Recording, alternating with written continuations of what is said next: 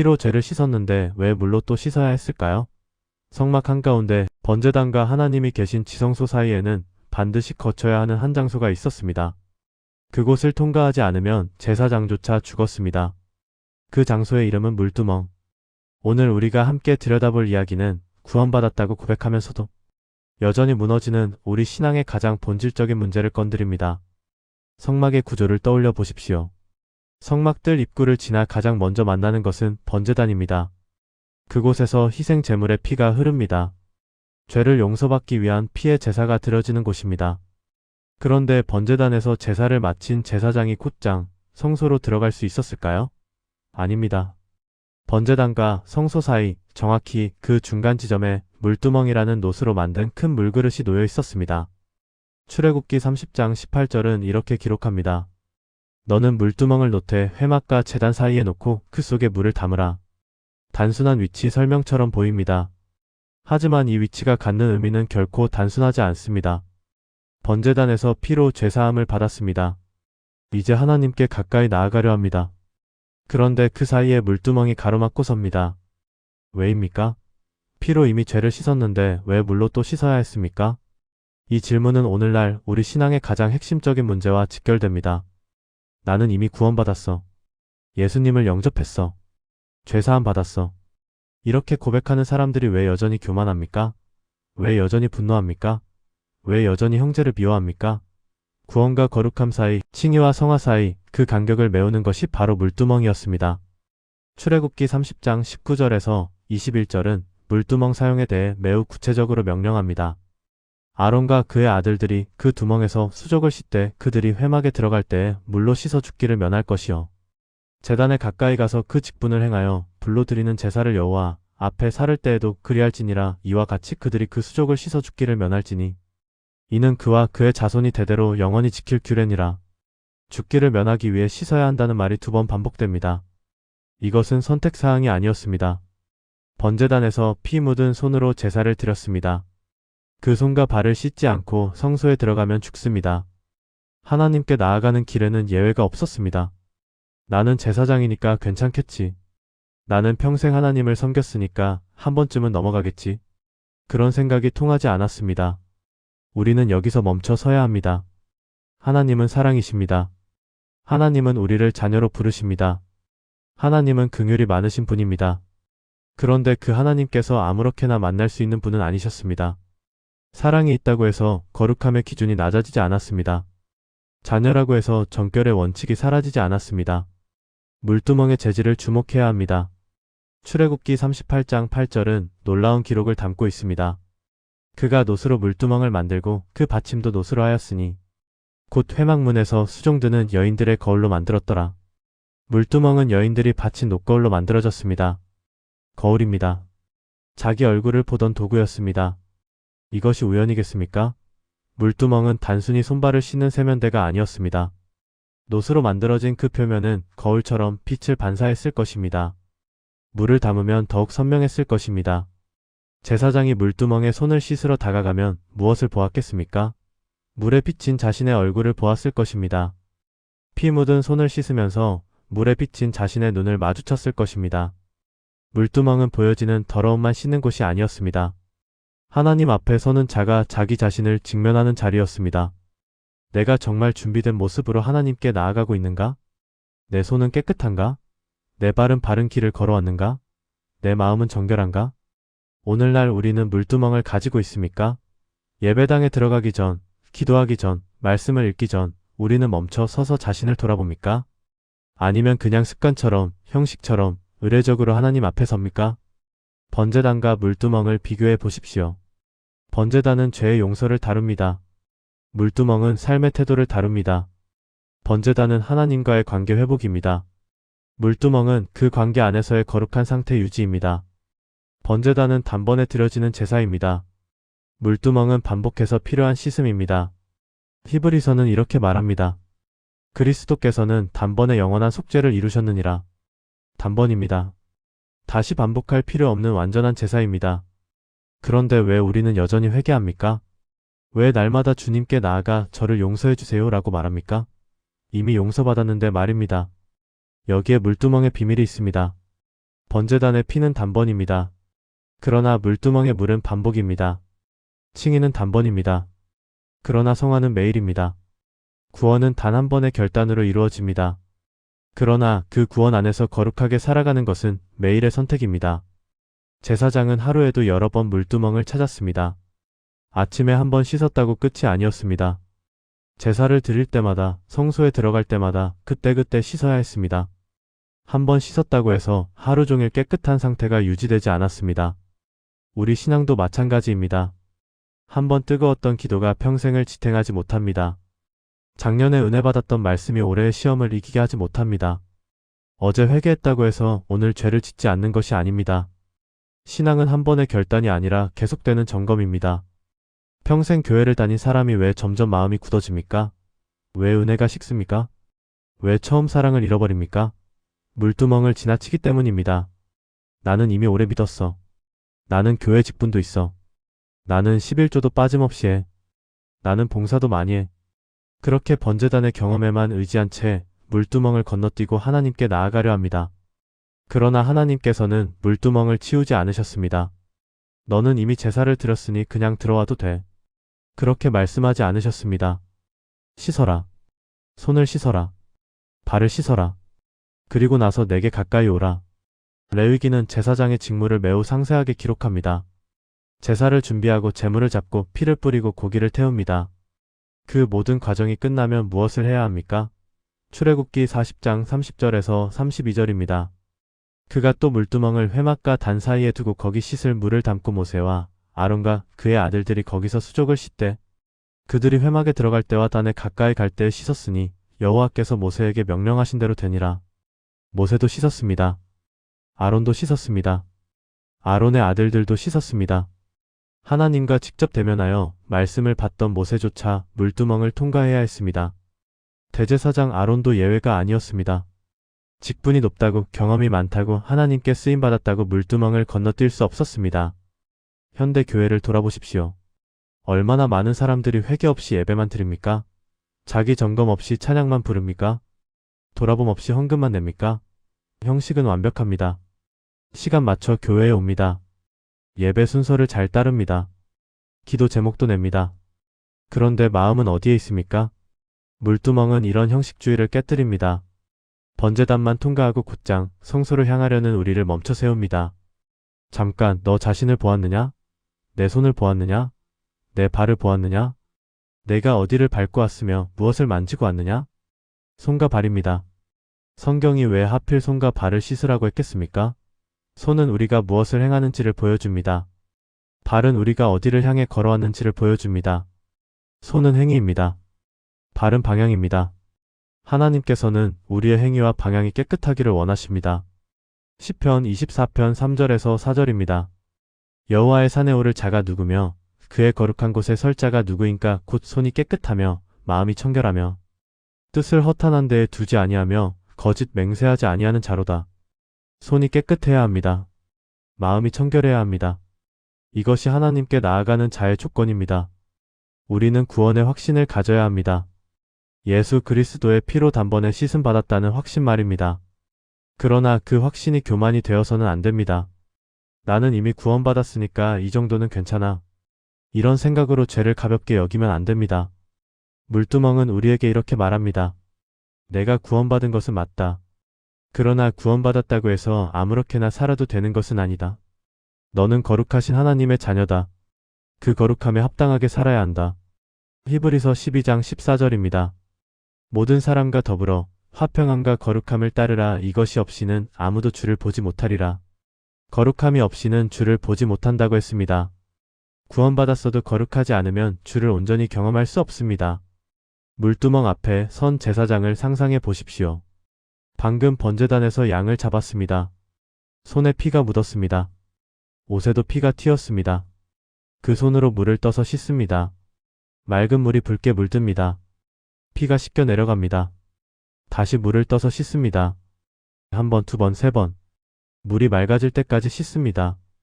발도 씻습니다. 성막들에 흙이 묻었습니다. 제단 주변을 오가며 먼지가 앉았습니다. 그 발을 물에 담깁니다.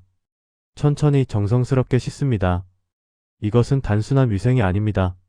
하나님 앞에 서기 위한 준비입니다. 그 과정에서 제사장은 물에 비친 자신의 얼굴을 봅니다. 피곤한 얼굴입니다. 땀이 흐릅니다. 그러나 그 눈빛은 진지합니다. 나는 지금 하나님께 나아가려 한다. 나는 준비되었는가?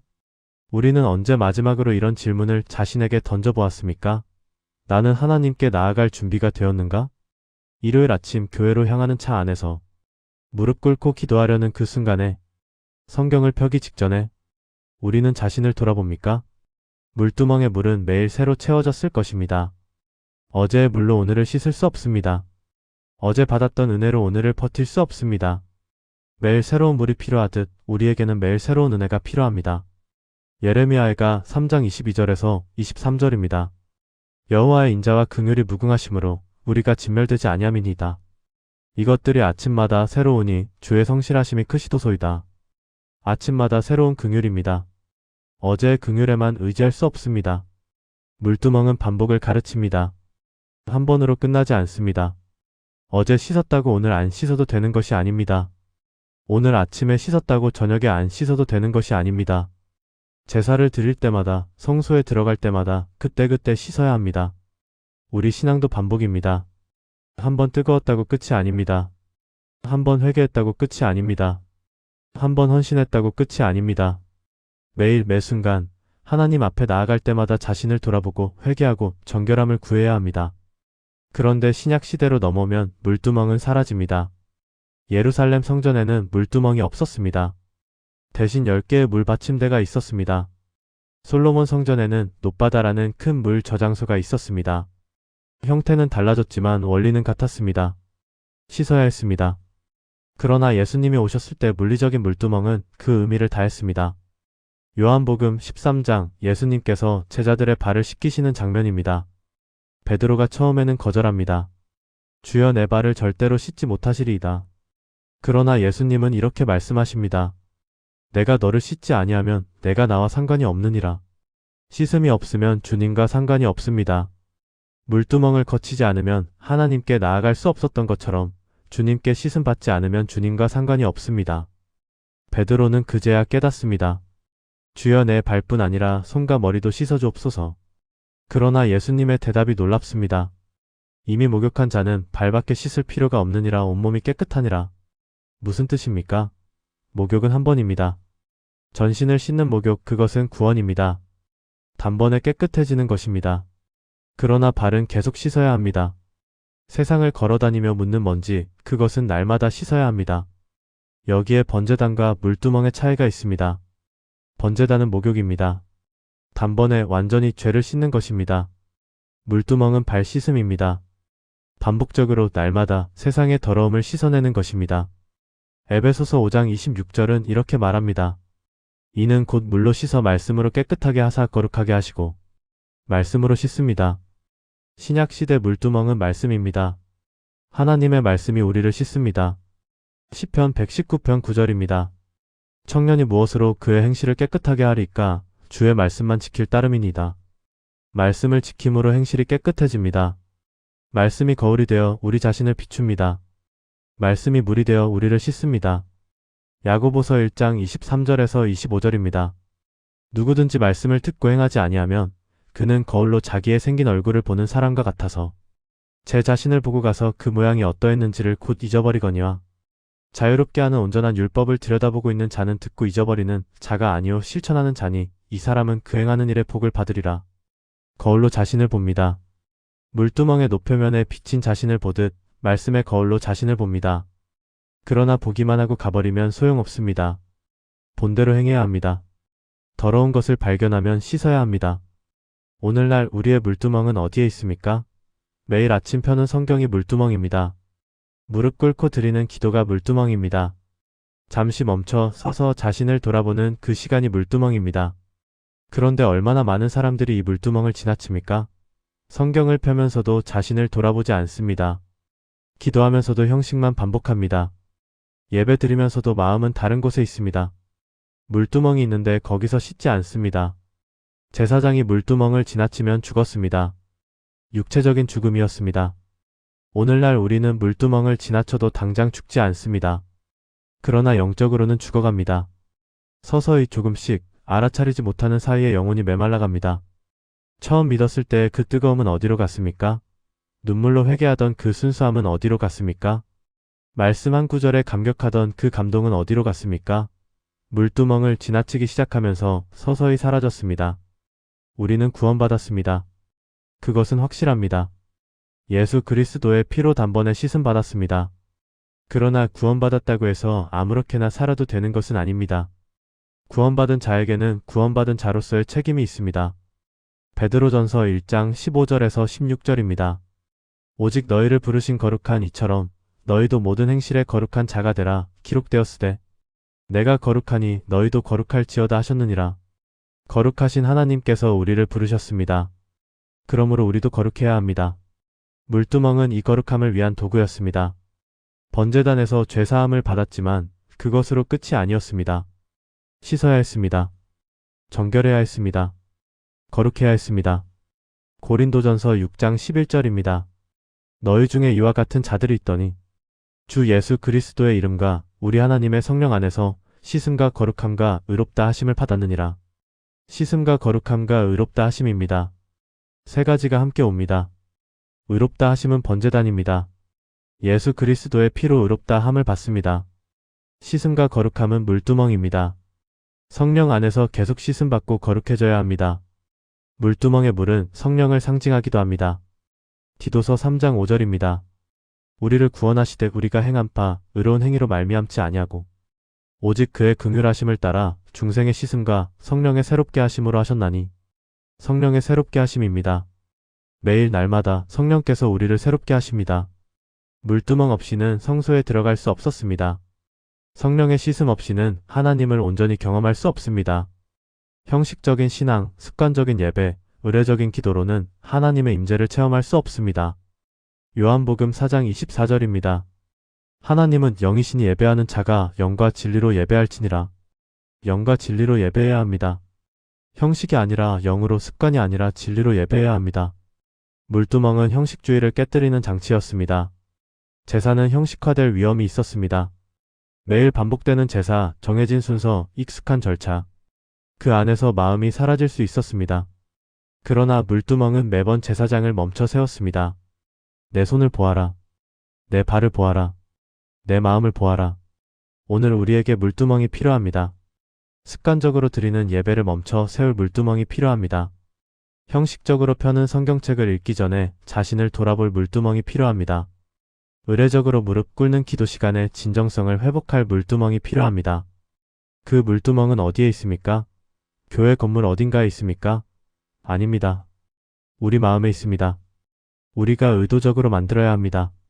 하나님 앞에 나아가기 전 잠시 멈춰 서서 자신을 돌아보는 그 시간을 만들어야 합니다. 많은 사람들이 왜 신앙이 식어갑니까? 물두멍을 건너뛰기 때문입니다. 오늘은 바빠. 그냥 빨리 기도하고 나가야 해. 성경은 나중에 읽어도 돼. 지금은 시간이 없어. 예배는 형식이지 뭐. 그냥 참석하면 되지. 그렇게 물두멍을 지나칩니다. 시간이 지나면 어떻게 됩니까? 기도가 공허해집니다. 말씀이 와닿지 않습니다. 예배가 지루해집니다. 왜입니까? 씻지 않았기 때문입니다. 자신을 돌아보지 않았기 때문입니다. 회개하지 않았기 때문입니다. 회개 없는 신앙은 생명이 없습니다. 자기 점검 없는 예배는 형식에 불과합니다. 돌아봄 없는 기도는 공허한 메아리입니다. 물두멍을 회복해야 합니다. 어떻게 회복합니까? 하나님 앞에 나아갈 때마다 자신에게 질문하십시오. 나는 준비되었는가? 내 손은 깨끗한가? 내 발은 바른 길을 걸어왔는가? 내 마음은 정결한가? 성경을 펴기 전에 물으십시오.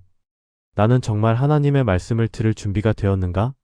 아니면 그냥 글자만 읽으려는 것은 아닌가? 기도하기 전에 물으십시오.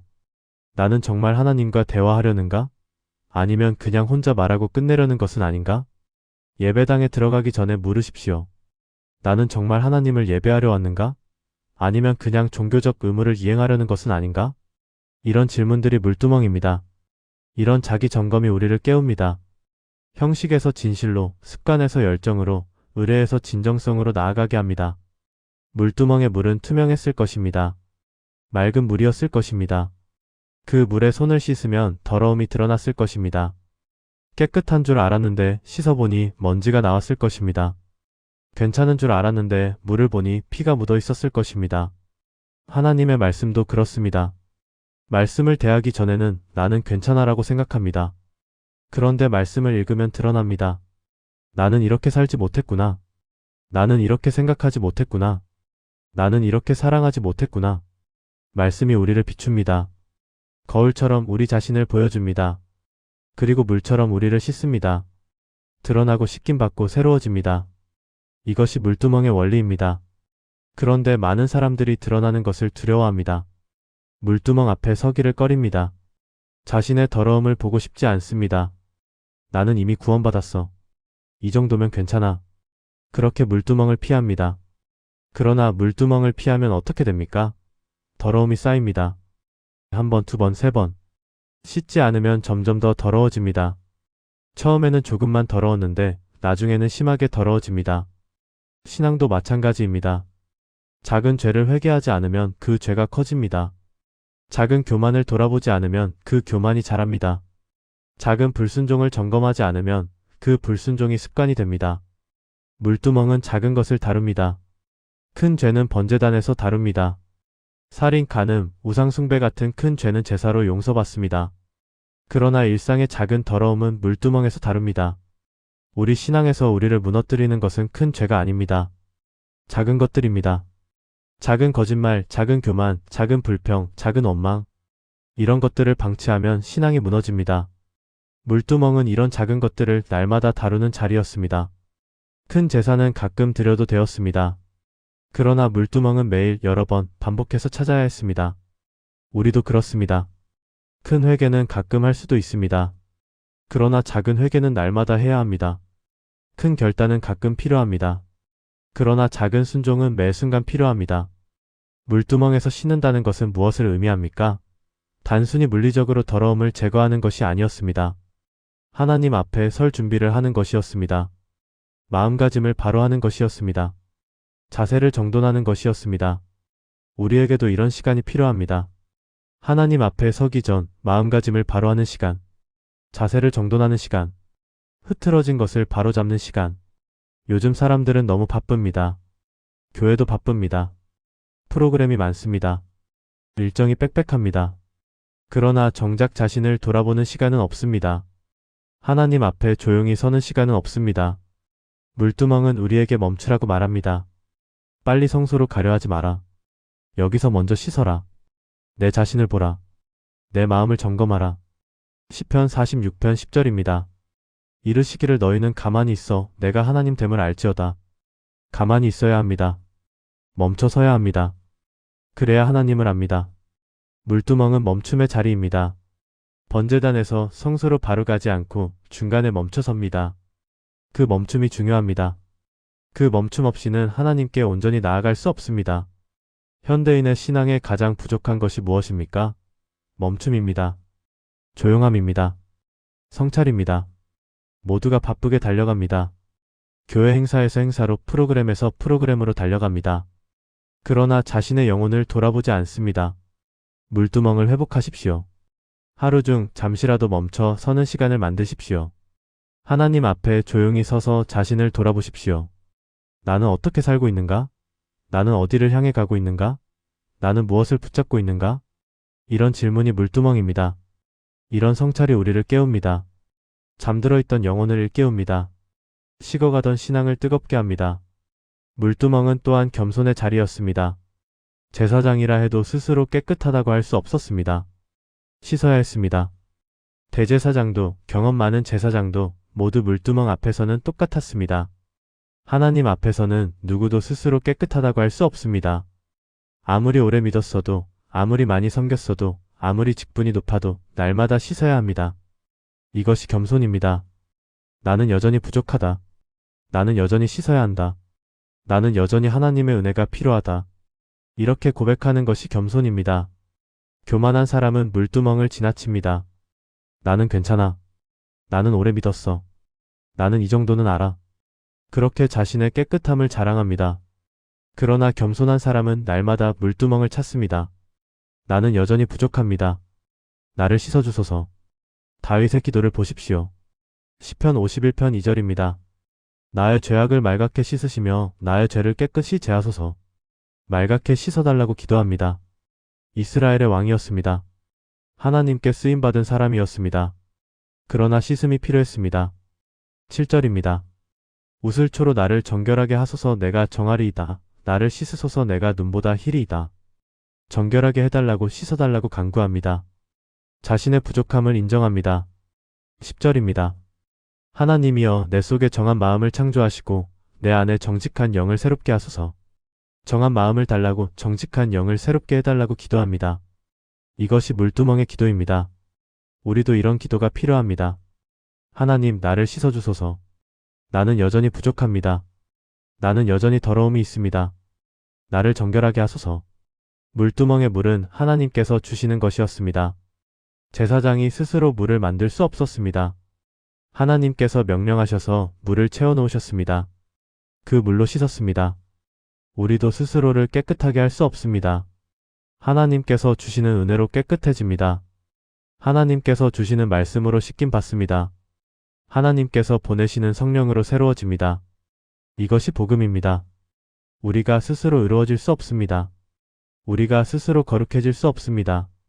하나님께서 의롭게 하십니다. 하나님께서 거룩하게 하십니다.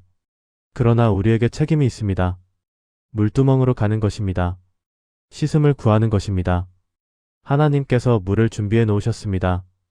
그러나 제사장이 가서 씻어야 했습니다. 하나님께서 억지로 씻기지 않으셨습니다.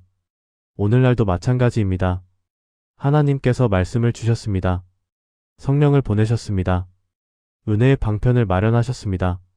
그러나 우리가 그것을 사용해야 합니다. 말씀을 읽어야 합니다. 기도해야 합니다. 예배해야 합니다. 물두멍이 있어도 가지 않으면 소용없습니다. 말씀이 있어도 읽지 않으면 소용없습니다. 기도의 특권이 있어도 무릎 꿇지 않으면 소용없습니다. 물두멍으로 가십시오. 날마다 하나님 앞에 나아가십시오. 씻음을 구하십시오. 자신을 돌아보십시오. 회개하십시오. 새로워지십시오. 제사장이 물두멍에서 씻고 나면 무엇을 했습니까? 성소로 들어갔습니다. 떡상 앞에 섰습니다. 등잔대에 불을 밝혔습니다. 분향단에서 향을 피웠습니다. 하나님을 섬겼습니다. 씻음은 목적이 아니라 과정이었습니다. 씻음 자체가 끝이 아니었습니다. 씻고 나서 하나님께 나아가는 것이 목적이었습니다. 우리 신앙도 그렇습니다. 회개가 목적이 아닙니다. 회개하고 나서 하나님과 온전히 교제하는 것이 목적입니다. 자기 성찰이 끝이 아닙니다. 성찰을 통해 자신을 바로잡고 하나님을 온전히 예배하는 것이 끝입니다. 물두멍을 지나쳐서는 안 됩니다. 그러나 물두멍에만 머물러서도 안 됩니다. 씻고 나아가야 합니다. 회개하고 예배해야 합니다. 돌아보고 헌신해야 합니다. 물두멍의 물은 생명수를 예표합니다. 요한계시록 22장 1절입니다. 또 그가 수정같이 맑은 생명수의 강을 내게 보이니 하나님과 어린 양의 보좌로부터 나와서 생명수가 흐릅니다. 하나님과 어린 양의 보좌로부터 나옵니다. 그 생명수로 우리가 씻김 받습니다. 그 생명수로 우리가 새로워집니다. 물두멍의 물이 생명수를 가리켰습니다. 요한복음 7장 38절입니다. 나를 믿는 자는 성경의 이름과 같이 그 배에서 생수의 강이 흘러나오리라. 생수의 강이 흘러나옵니다. 우리 안에서 흘러나옵니다. 예수님을 믿을 때 성령께서 우리 안에 거하시고 그 성령이 생수처럼 우리를 새롭게 하십니다. 물두멍은 결국 예수 그리스도를 가리킵니다. 예수님께서 우리를 씻으십니다. 예수님께서 우리를 정결하게 하십니다. 예수님의 피로 죄사함을 받고 예수님의 말씀으로 날마다 씻김 받습니다. 디도서 3장 5절에서 6절입니다. 우리를 구원하시되 우리가 행한 바 의로운 행위로 말미암지 아니하고 오직 그의 긍휼하심을 따라 중생의 씻음과 성령의 새롭게 하심으로 하셨나니 성령을 우리 구주 예수 그리스도로 말미암아 우리에게 풍성히 부어주사 중생의 씻음입니다. 성령의 새롭게 하심입니다. 이것이 물두멍의 완성입니다. 옛사람이 씻겨지고 새 사람이 됩니다.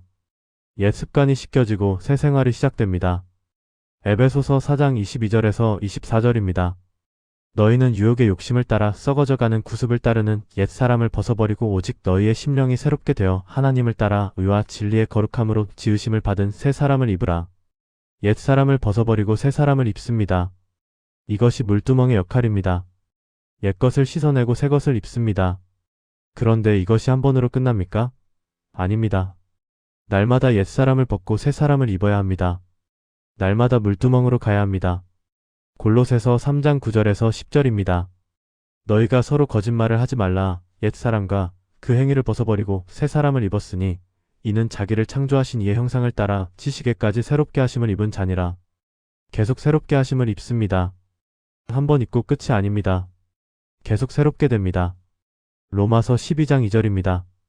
너희는 이 세대를 본받지 말고 오직 마음을 새롭게 함으로 변화를 받아 하나님의 선하시고 기뻐하시고 온전하신 뜻이 무엇인지 분별하도록 하라. 마음을 새롭게 함으로 변화를 받습니다. 물두멍은 이 변화를 위한 자리입니다. 마음을 새롭게 하는 자리입니다.